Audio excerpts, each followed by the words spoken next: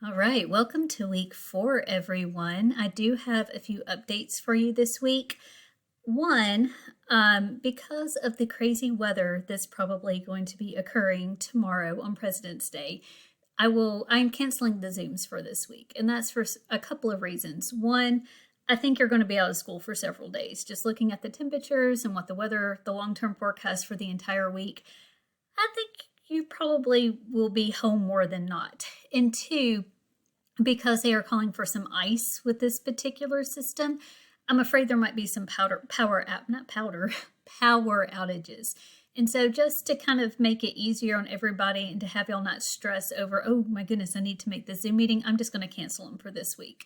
I will hold an office hour at some point in time. I probably will do those Tuesday during the regular Zoom time. So if you just want to pop on and ask me a question, I'll be there, but it's not going to be a formal Zoom meeting where, we're going to go over a lot of stuff. It's just going to be more for if you have any questions.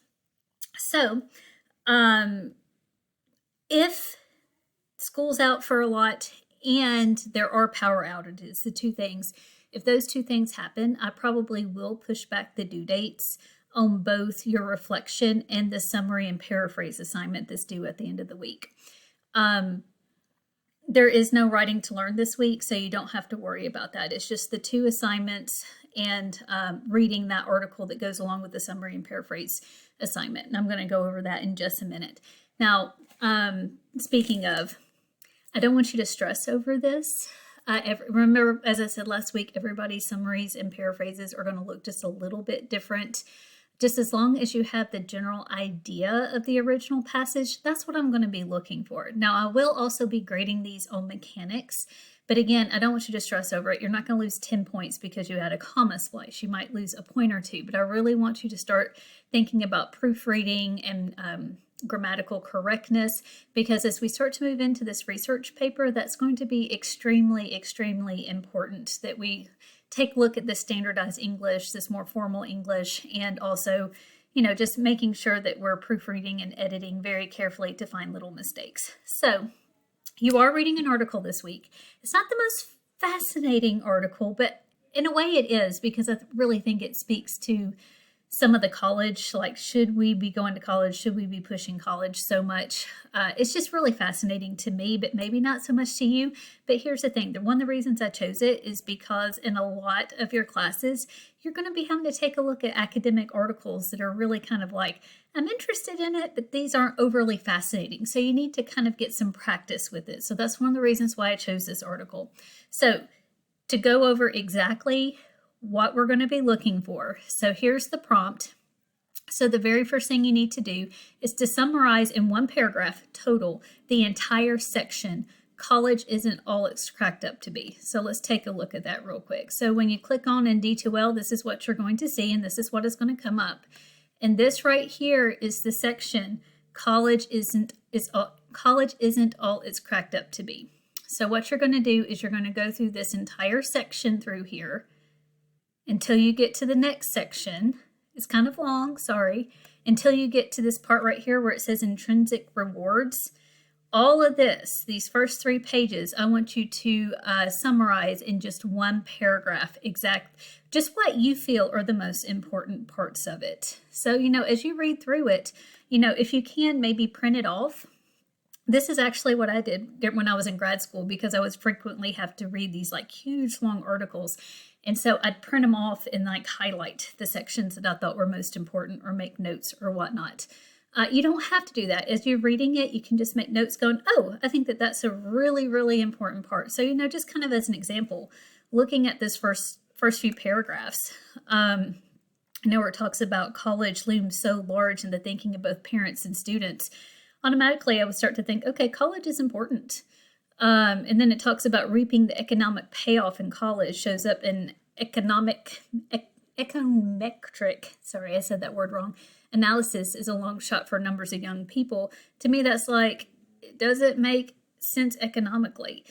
Going into the second paragraph, people in high school think that getting that BA, and you can change BA to degree. You don't have to keep the BA, and that stands for Bachelor of Arts. And a lot of people actually get Bachelors of Sciences. I have a BS, which I find funny to say sometimes.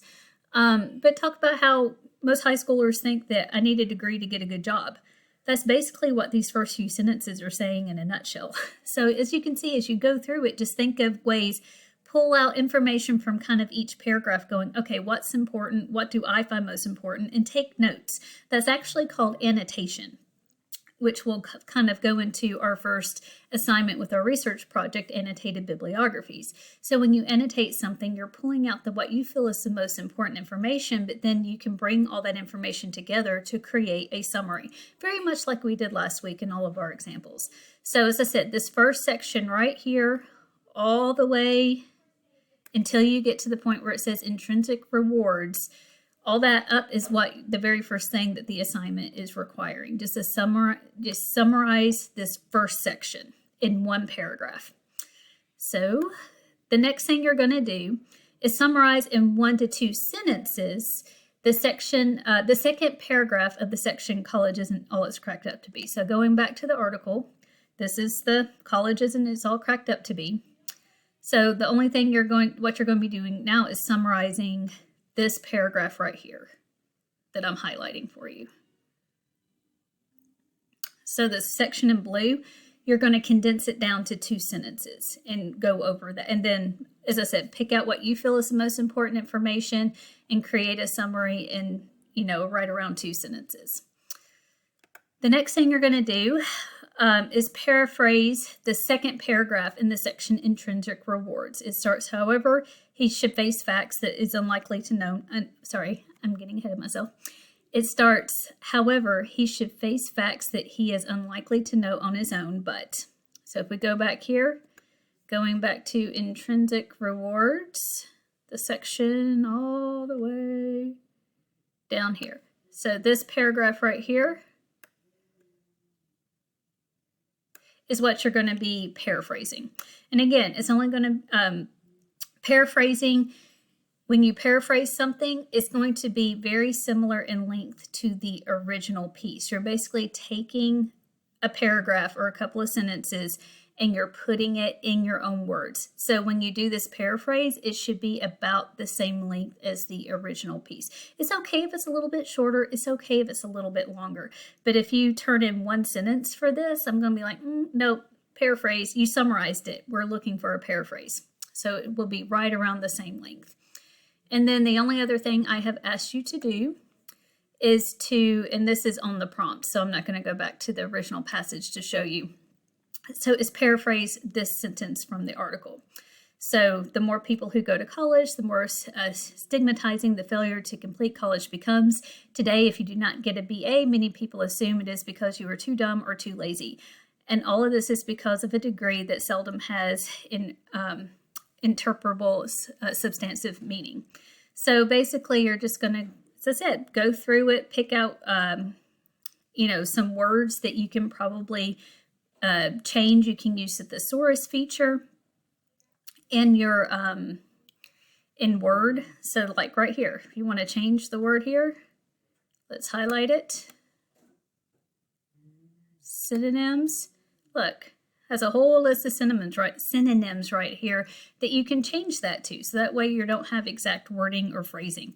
Just as I said, do not do it for every single word. I've had a student do that before, and oh my goodness, it was unreadable because they changed every single word. But there are some things that you can do to change the words around, like you can change college to university. You can change BA to degree or BS. As I said, people frequently get bachelors of sciences. People will have that same meaning when they see that word. You can also change the sentence structure around. Like if you want to talk about how degrees don't have meanings, you can move that to the beginning of the sentence if you want to, and that will be perfectly fine. Again, this is going to be a paraphrase, so it's going to be similar in length, just as long as it has the same meaning and doesn't have too many of the same exact wordings and phrases as the original piece. So, as I said, if I will probably do the Zooms on Tuesday, barring any major weather disaster.